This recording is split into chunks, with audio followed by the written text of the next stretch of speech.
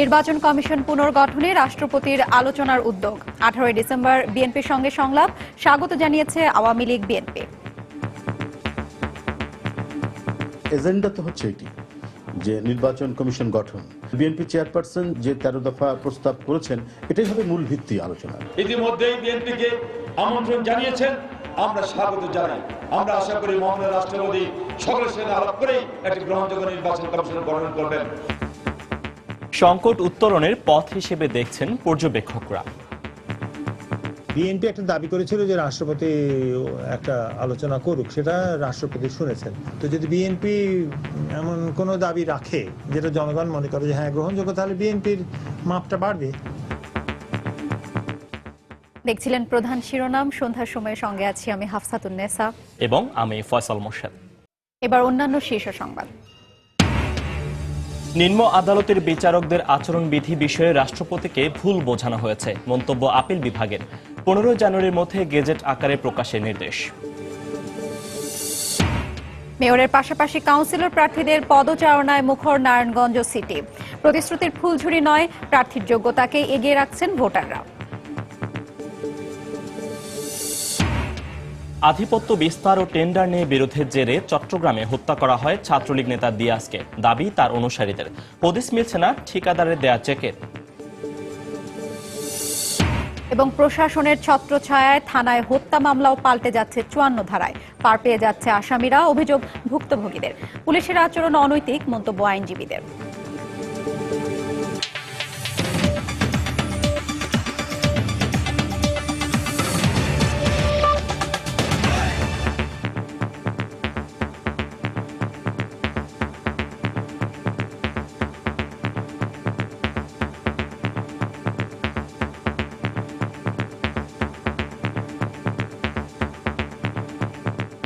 নির্বাচন কমিশন পুনর্গঠন নিয়ে আগামী 18 ডিসেম্বর বঙ্গভবনে রাষ্ট্রপতির সাথে আলোচনায় বসবে বিএনপি।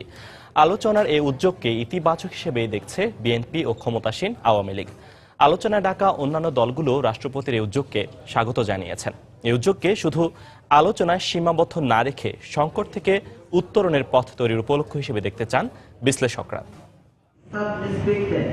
নিরপেক্ষ নির্বাচন কমিশন পুনর্গঠনে গত 18 নভেম্বর রাজধানীতে সংবাদ সম্মেলন করে একটি রূপরেখা উপস্থাপন করেন বিএনপি চেয়ারপারসন বেগম খালেদা জিয়া। এরপর থেকেই এ নিয়ে আলোচনার তাগিদ দিয়ে আসছে বিএনপি। 13 দফা এ প্রস্তাবনা রাষ্ট্রপতির হাতে তুলে দেওয়ার জন্য সাক্ষাতের সময় চেয়ে আবেদন করেও কোনো সময় না পেয়ে গত 6 ডিসেম্বর বঙ্গভবনে যায় বিএনপির একটি প্রতিনিধি দল। রাষ্ট্রপতির সহকারী সামরিক সচিবের কাছে প্রস্তাবনার কপি ও সাক্ষাতের আবেদন সম্মিলিত আরেকটি চিঠি দেন তারা। ওই দিনই আলোচনায় বসার ব্যাপারে বঙ্গভবনের তরফ থেকে ইতিবাচক আভাস পায় বিএনপি। সোমবার বিকেলে তারা রাষ্ট্রপতির সাথে আলোচনায় বসার আমন্ত্রণ পান। দলটির শীর্ষ নেতাদের সঙ্গে সাক্ষাতের সময় দেওয়া হয়েছে 18 ডিসেম্বর বিকেল 4:30টায়। চিঠির প্রাপ্তি স্বীকার করে বিকেলেই দলের সিনিয়র যুগ্ম মহাসচিব রুহুল কবির রিজভী আলোচনার এই উদ্যোগকে ইতিবাচক হিসাবে অভিহিত করেন। মহামান্য রাষ্ট্রপতির কাছ থেকে যে আলোচনার প্রস্তাব এসছে, তা আমি মনে করি যে এটি একটা ইতিবাচক পদক্ষেপ। বিষয়টি আমি মহাসচিবকে অবহিত করেছি। এখন মাননীয় চেয়ারপারসন সাথে আলোচনা করে ওনার নির্দেশ মোতাবেক সেই প্রতিনিধি দল আলোচনার জন্য প্রস্তুতি গ্রহণ করবে। এজেন্ডা তো হচ্ছে এটি নির্বাচন কমিশন গঠন। বিএনপি চেয়ারপারসন যে 13 দফা প্রস্তাব করেছেন, এটাই হবে মূল ভিত্তি আলোচনার। বিএনপির পাশাপাশি আরো 4টি রাজনৈতিক দলকে আলোচনার আমন্ত্রণ জানিয়েছেন রাষ্ট্রপতি। 20 ডিসেম্বর জাতীয় পার্টি, 21 ডিসেম্বর এলডিপি ও কৃষক শ্রমিক জনতা লীগ এবং 22 ডিসেম্বর জাসদের নেতাদের সঙ্গে বসবেন তিনি। ক্ষমতাসীন আওয়ামী লীগও স্বাগত জানায় রাষ্ট্রপতির এই উদ্যোগকে। নির্বাচন কমিশনের গঠনের ব্যাপারে ইতিমধ্যেই বিএনপিকে আমন্ত্রণ জানিয়েছেন, আমরা স্বাগত জানাই। আমরা আশা করি মহামান্য রাষ্ট্রপতি সকলের সাথে আলাপ করেই একটি গ্রহণযোগ্য নির্বাচন কমিশন গঠন করবেন। এই উদ্যোগের মাধ্যমে রাজনৈতিক সমঝোতার প্রতিষ্ঠার তাগিদ দিয়েছেন বিশ্লেষকরা। দুই পক্ষই যদি সৎ না থাকে তাহলে আলোচনা ফলপ্রসূ হবে না। অতএব যদি দুই পক্ষকেই চাইতে হবে যে আমি একটা সমাধান চাই, উভয় পক্ষেরই বোঝা উচিত এমন একটা নির্বাচন কমিশন দরকার আমাদের, যার উপরে মানুষের আস্থা থাকবে। রাষ্ট্রপতি ভূমিকা পালন করছে, এটা আমরা সাধুবাদ জানাই। পর্যায়ক্রমে অন্যান্য নিবন্ধিত রাজনৈতিক দলের সাথেও রাষ্ট্রপতি আলোচনায় বসবেন বলে গণমাধ্যমকে জানান তার প্রেস সচিব। আহমেদ সালেহিন, সময় সংবাদ, ঢাকা। আগামী 15 জানুয়ারির মধ্যে অধস্তন আদালতের বিচারকদের আচরণ ও শৃঙ্খলা বিধি গেজেট আকারে প্রকাশের নির্দেশ দিয়েছেন আপিল বিভাগ। বিচার বিভাগের স্বাধীনতার জন্য এ বিধি মাইলফলক হয়ে থাকবে উল্লেখ করে গেজেট প্রকাশের বিষয়ে রাষ্ট্রপতিকে ভুল বোঝানো হয়েছে বলে শুনানিতে মন্তব্য করেছেন সর্বোচ্চ আদালত। গেজেট প্রকাশ না করার বিষয়ে ব্যাখ্যা দিতে এদিন আদালতে হাজির হন আইন মন্ত্রণালয়ের 2 সচিব। এদিকে বিচার বিভাগ এবং নির্বাহী বিভাগের এমন ভিন্ন ভিন্ন অবস্থানের ভেতর দিয়েই বিচার বিভাগের স্বাধীনতা আরও যথার্থ হবে বলে মত সুপ্রিম কোর্টের সিনিয়র আইনজীবীদের। 17 বছর আগে বহুল আলোচিত মাজদার হোসেন মামলার আলোকে নির্বাহী বিভাগ থেকে পৃথক হয় বিচার বিভাগ। সে রায়ের 12 দফা সুপারিশের মধ্যে অধস্তন আদালতের বিচারক ও বিচার বিভাগীয় কর্মকর্তাদের পৃথক আচরণ ও শৃঙ্খলাবিধি প্রণয়নের কথা বলা হয়, কিন্তু এত বছরেও তা বাস্তবায়ন না হওয়ায় বিভিন্ন সময়ে উদ্বেগ জানান প্রধান বিচারপতি। সম্প্রতি এই আচরণবিধির খসড়াও প্রস্তুত করে আইন মন্ত্রণালয়, যা সুপ্রিম কোর্টের পরামর্শক্রমে চূড়ান্ত করার পর আটকে ছিল গেজেট প্রকাশে। যদিও গেজেট প্রকাশের জন্য কয়েক দফা সময়ও নেন আইন মন্ত্রণালয়, কিন্তু রোববার রাষ্ট্রপতি সিদ্ধান্ত দেন শৃঙ্খলাবিধির গেজেট প্রকাশের প্রয়োজন নেই। সোমবার সকালে আপিল বিভাগে আইন মন্ত্রণালয়ের 2 সচিব হাজির হলে রাষ্ট্রপতির এই সিদ্ধান্ত আদালতকে জানানো হয়। এ সময় আদালত গেজেট প্রকাশের বিষয়টি রাষ্ট্রপতিকে ভুল বোঝানো হয়েছে মন্তব্য করে আগামী 15 জানুয়ারির মধ্যে গেজেট প্রকাশের পুনরায় নির্দেশ দেন আপিল বিভাগ। কোনো মতেই শাসন বিভাগের সাথে কোনো রকম মুখোমুখি অবস্থানে দাঁড়াতে চায় না এবং কোনো সময় দাঁড়ায়ও নি। আমাদের দেশে বিচার বিভাগ সুষ্ঠুভাবে, স্বাধীনভাবে এবং রাষ্ট্রের অন্য 2টা অঙ্গের মতো ভালোভাবে তাদের দায়িত্ব পালন করতে পারে, সেটি একমাত্র বিচার বিভাগের চাওয়া পাওয়া। আদালত থেকে বেরিয়ে আইন সচিব এ ব্যাপারে কোনো মন্তব্য না করলেও সচিবালয়ে আইনমন্ত্রী বলেছেন, এ বিষয়ে রাষ্ট্রপতির সিদ্ধান্তের পর তার কথা বলার কোনো এখতিয়ার নেই। মহামান্য রাষ্ট্রপতি এই অধ্যাদেশ এর ব্যাপারে তার বক্তব্য জানিয়েছেন এবং সেটা মাননীয় সুপ্রিম কোর্টে জানানো হয়েছে। মহামান্য রাষ্ট্রের উপরে কথা বলার ক্ষমতা আমার নাই। এদিকে বিচার বিভাগ এবং নির্বাহী বিভাগের এমন অবস্থানকে টানাপোড়েন উল্লেখ করে বিচার বিভাগের সম্পূর্ণ স্বাধীনতার জন্য একে ইতিবাচক হিসেবে দেখছেন সিনিয়র আইনজীবীরা। সারা দুনিয়াতেই নির্বাহী বিভাগরা সহজে কোর্টকে স্বাধীন হতে দিতে চায় না, তো ওইভাবে আমাদেরও নির্বাহী বিভাগ বিভিন্নভাবে এটা চেষ্টা করছে যে সম্পূর্ণ যাতে স্বাধীন না হয়, এবং এই টানাপোড়েন ছাড়া কিন্তু দুনিয়ায় কোথাও এই বিচার বিভাগ সম্পূর্ণ স্বাধীন এবং পৃথক হয় নাই। শুনানিতে প্রধান বিচারপতি এস.কে. সিনহার নেতৃত্বে আপিল বিভাগের 8 বিচারপতি উপস্থিত ছিলেন। আফজার হোসেন, সময় সংবাদ, ঢাকা। সেনা, নৌ এবং বিমান বাহিনী প্রধানদের সর্বোচ্চ 4 বছরের জন্য দায়িত্ব পালনের বিধান রেখে প্রণীত হচ্ছে প্রতিরক্ষা বাহিনী প্রধান আইন 2016। সকালে সচিবালয়ে মন্ত্রিসভার নিয়মিত বৈঠকে আইনটির খসড়ায় নীতিগত অনুমোদন দিয়েছে সরকার। এর আগে প্রতিরক্ষা বাহিনী প্রধানগণ সেনাবাহিনী পরিচালিত জয়েন্ট সার্ভিসেস ইনস্ট্রাকশন বা জেএসআই দ্বারা নিয়োগ পেতেন। এই প্রথম বাহিনী প্রধানদের নিয়োগ দিতে আইন প্রণয়ন করা হলো। নতুন এই আইনে বলা হয় 3 বাহিনী প্রধানগণ রাষ্ট্রপতির আদেশে নিয়োগপ্রাপ্ত হবেন। এছাড়া অবসর গ্রহণের পর বাহিনী প্রধানগণ সাংবিধানিক দায়িত্বে করতে পারলেও প্রজাতন্ত্রের কোনো পদে পুনর্নিয়োগ পাবেন না বলে আইনটিতে উল্লেখ রয়েছে। বৈঠকে বাংলাদেশ চলচ্চিত্র ও টেলিভিশন ইনস্টিটিউট আইনের সংশোধনীতেও নীতিগত অনুমোদন দেওয়া হয়েছে বলে ব্রিফিংয়ে জানিয়েছেন মন্ত্রিপরিষদ সচিব। রাষ্ট্রপতি এই প্রতিরক্ষা বাহিনীর প্রধানদের নিয়োগদান করবেন।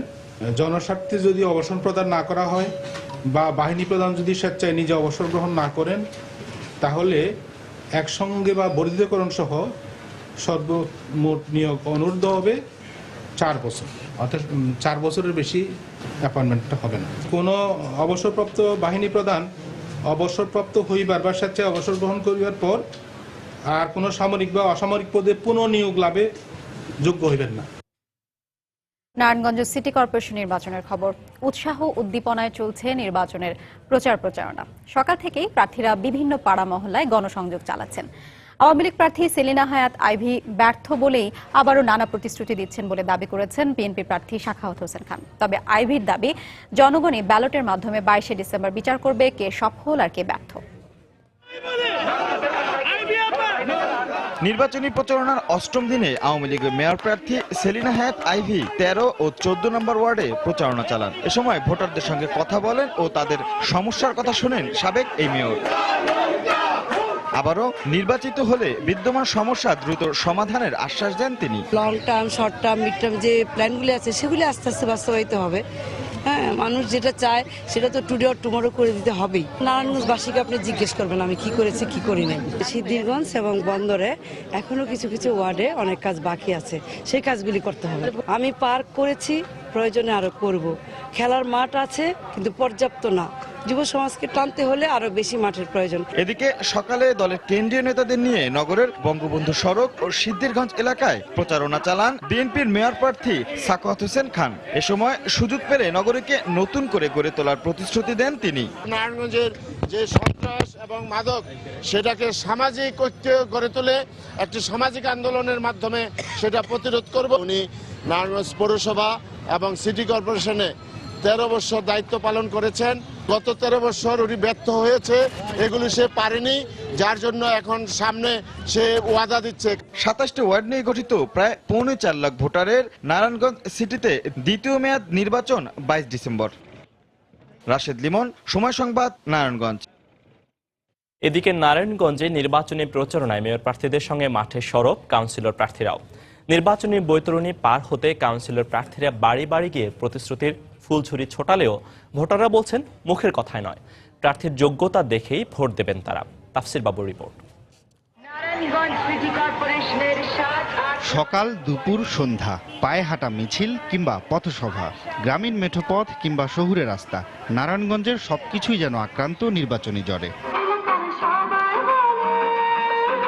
প্রচারণার বাহারি স্লোগান আর গানের সুরে নির্বাচনের উত্তাপ অনেক আগেই রূপ নিয়েছে উৎসবে। রাস্তার মোড়ে মোড়ে কিংবা চায়ের দোকানে সবখানেই এখন তাই আলোচনায় ভোটের লড়াই। খুবই ভালো লাগতেছে, উৎসব মুখর একটা দিনগুলো। ভালো লাগতেছে, পরিবেশটাও ভালো, ভোটাররাও খুশি।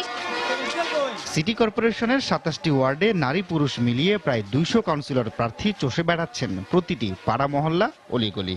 প্রতিশ্রুতির ডালি সাজিয়ে ছুটছেন এক বাড়ি থেকে আরেক বাড়িতে। বলছেন নির্বাচনে আলোচনার কেন্দ্রে মেয়ররা থাকলেও কাউন্সিলরদেরও করার আছে অনেক কিছুই। আমার প্রথম কাজই থাকবে এই এলাকার পানির সমস্যার সমাধান করার জন্য মেয়রকে পাশে নিয়ে। নারী নিরাপত্তা, পরিষ্কার পরিচ্ছন্ন এবং জলাবদ্ধতা মুক্ত ওয়ার্ড করতে চাই। 14 নম্বর ওয়ার্ডে শ্রমজীবী মানুষের চিকিৎসা সেবা ঘরে ঘরে পৌঁছে দেওয়া, তার জন্য একটি কমিউনিটি ক্লিনিক করা। তবে ভোটাররা বলছেন প্রতিশ্রুতির মোহে ভুলবেন না তারা, ভোট দেবেন যোগ্যতা দেখেই। প্রতিশ্রুতিতে না গিয়ে সে যেভাবে কাজ করছে বা সে কাজ করবে কিনা সেগুলো দেখে আমরা ভোটটা দেব।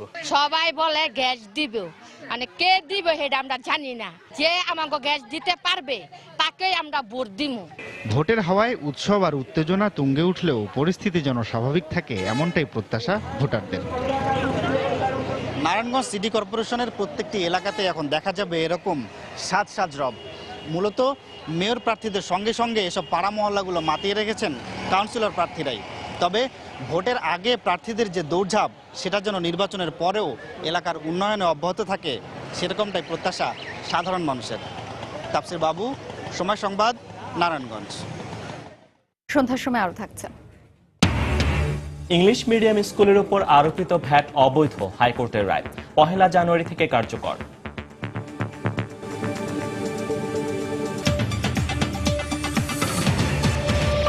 তৃতীয় গ্রুপ হিসেবে উত্থানের মাধ্যমে চট্টগ্রাম বিশ্ববিদ্যালয়ে আধিপত্য বিস্তারের বিরোধের পাশাপাশি 95 কোটি টাকা টেন্ডারের ভাগ বাটোয়ারা নিয়ে ছাত্রলীগ নেতা দিয়াজকে হত্যা করা হয়েছে বলে ধারণা তার অনুসারীদের।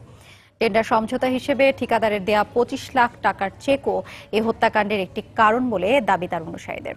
হত্যাকাণ্ডের পর ওই চেকের আর কোনো হদিস পাওয়া যায়নি। পার্থপ্রতিম বিশ্বাসকে সঙ্গে নিয়ে বিস্তারিত জানাচ্ছেন কমল দেব।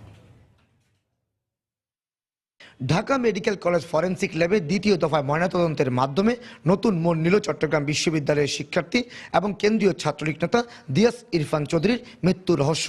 চট্টগ্রাম মেডিকেলে প্রথম দফার ময়নাতদন্ত প্রতিবেদনে আত্মহত্যা বলা হলো, দ্বিতীয় দফায় বলা হয়েছে শরীরে আঘাতের চিহ্নের কথা।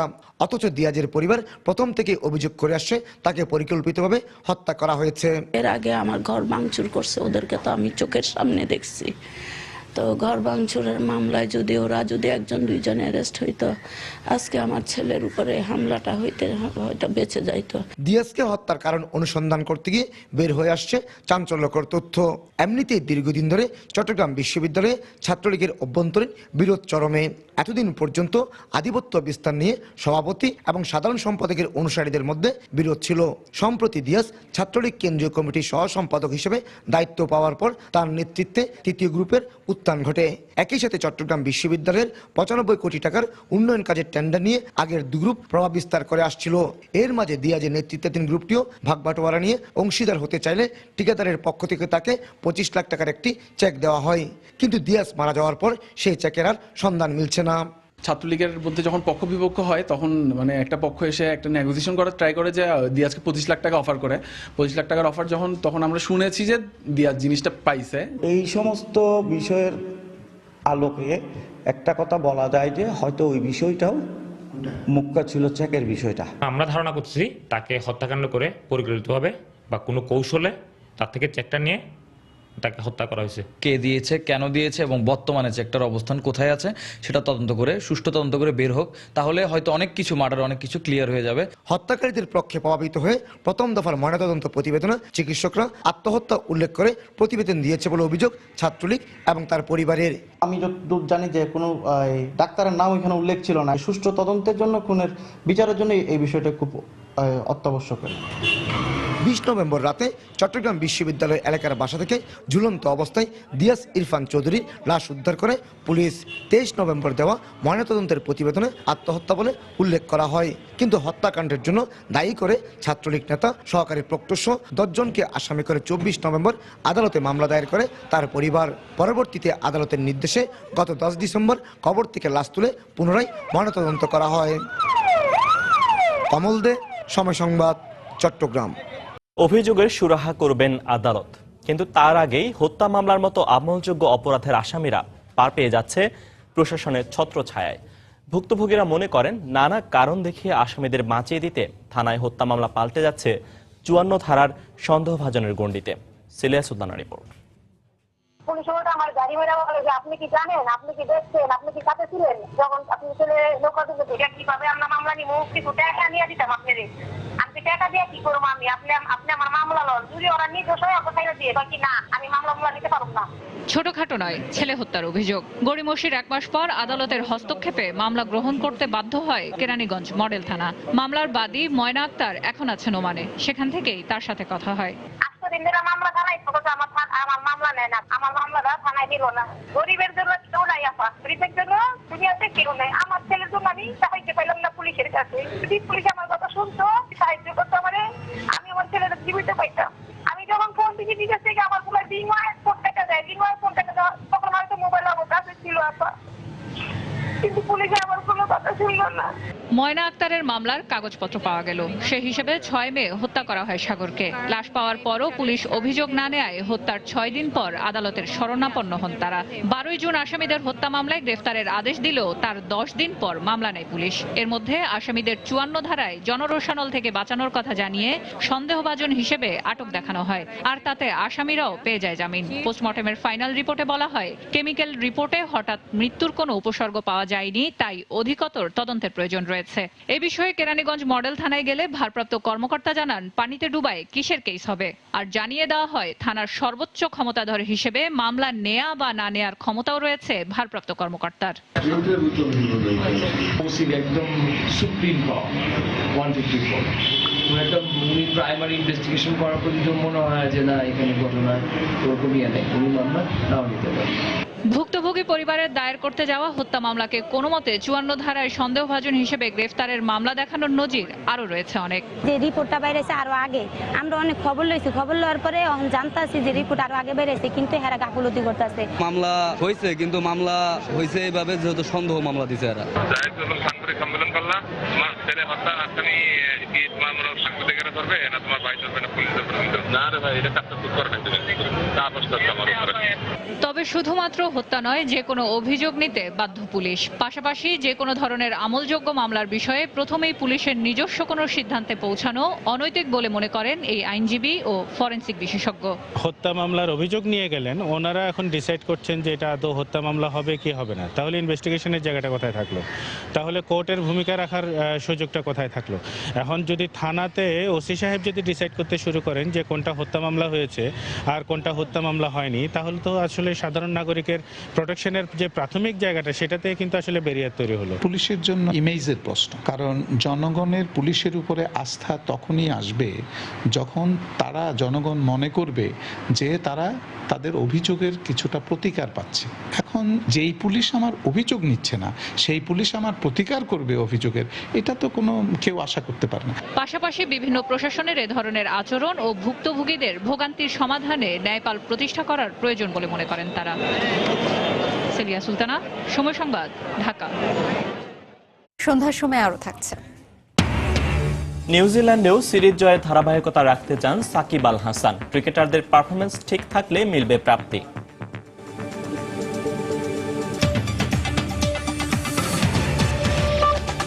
ইংলিশ মিডিয়াম স্কুলের ওপর আরোপিত ভ্যাট অবৈধ বলে রায় দিয়েছেন হাইকোর্ট। সকালে বিচারপতি জোবায়ের রহমান ও বিচারপতি মুজিবুর রহমান মিয়ার সমন্বয়ে গঠিত হাইকোর্টের বেঞ্চ এই রায় দেন। রায় আদালত বলেন, অন্য স্কুলে ভ্যাট আরোপ না করে শুধুমাত্র ইংলিশ মিডিয়াম স্কুলে 7.5% ভ্যাট আরোপ বৈষম্যমূলক। গত বছর ইংলিশ মিডিয়াম স্কুলের 2 শিক্ষার্থীর অভিভাবকের পক্ষে করা এক রিট আবেদনের পরিপ্রেক্ষিতে আদালত আজ এই রায় দেন। রিটকারীর আইনজীবী জানান, আগামী 1 জানুয়ারি থেকে এই রায় কার্যকর করা হবে।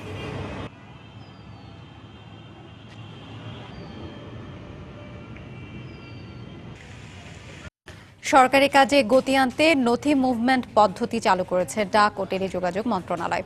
দুপুরে সচিবালয়ে নিজ কক্ষের সামনে এই পদ্ধতির উদ্বোধন করেন ডাক ও টেলিযোগাযোগ প্রতিমন্ত্রী অ্যাডভোকেট তারানা হালিম।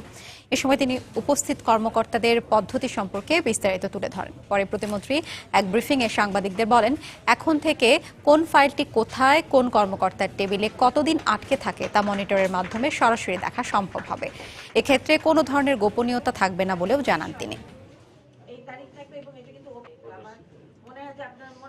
আমরা যখন ডাক বিভাগের একটা অনুষ্ঠান ছিল সেখানে একটা বলেছিলাম হিসেবে আপনাদের সঙ্গে নিয়ে এটা উদ্বোধন করলাম ছোট্ট একটুখানি। এবং ফাইলের বিষয়টা ফাইল ট্র্যাকিং সিস্টেমের মাধ্যমে আমরা জানতে পারবো যে একটি ফাইল সেটার বিষয় কি, সেটি কার টেবিলে কতদিন আছে, এবং এই জবাবদিহিতার মধ্যে আমার টেবিলটিও বাদ যাচ্ছে না। বিভিন্ন সময় ইচ্ছাকৃত কিছু দীর্ঘসূত্রিতা থাকে কাজের, এবং যেটি দুর্নীতিকে উৎসাহিত করে সেটি অবশ্যই কমবে। এটা কিন্তু ওপেন পাবলিক ডকুমেন্ট। এর মাধ্যমে আমাদের কাজে গতিশীলতা আসবে, স্বচ্ছতা আসবে, জবাবদিহিতা আসবে।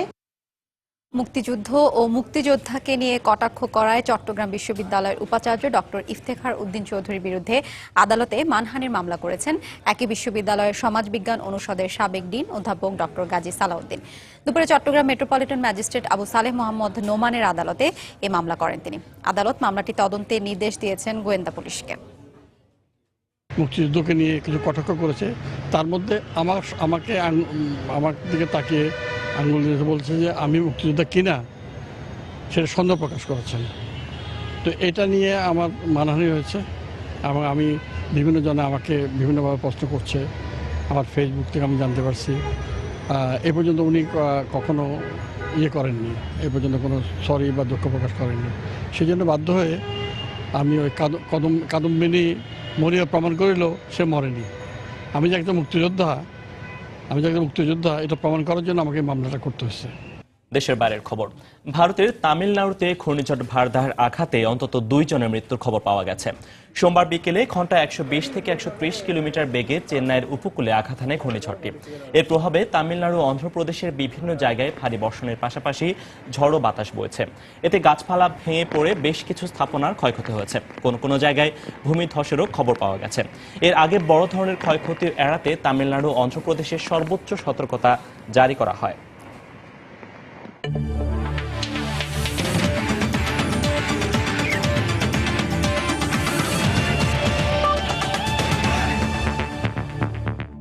টানা হোম সিরিজ জয়ের পর নিউজিল্যান্ডের মাটিতেও সেই ধারাবাহিকতা ধরে রাখাটাকে চ্যালেঞ্জ হিসেবে নিলেন সাকিব আল হাসান।